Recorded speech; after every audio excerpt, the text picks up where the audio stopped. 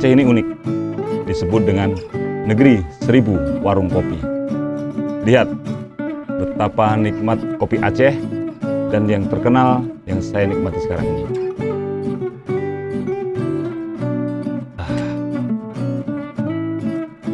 Di sini dulu juga pernah menjadi kerajaan Islam terbesar dan pertama di Indonesia.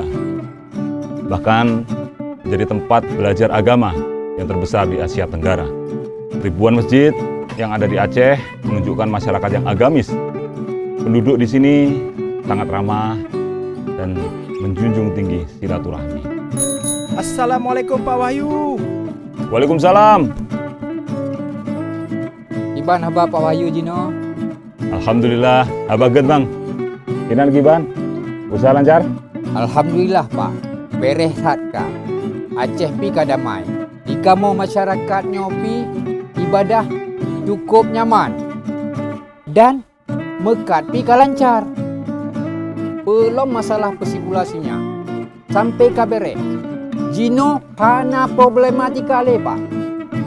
Alhamdulillah, hendaknya kedamaian ini terus kita jaga agar Aceh dapat terus berkembang pesat, ekonomi berjalan produktif, sambil mencetak generasi-generasi emas Aceh yang akan membangun Aceh di masa mendatang. Kita perlu berkaca pada masa lalu, namun tidak perlu larut. Yang paling penting adalah bagaimana kita bisa mengambil hikmah dan menjadikannya menjadi sebuah pelajaran untuk menyongsong menuju Aceh yang lebih baik. Apalagi di masa pandemi ini, kita harus tetap menjaga protokol kesehatan dengan memakai masker, menjaga jarak, dan jangan berkerumun. Mari kita senantiasa menjaga diri kita dengan mengikuti protokol kesehatan. Pak Wahyu, ini cina rasa mi Aceh buatan lun cukup mengetang.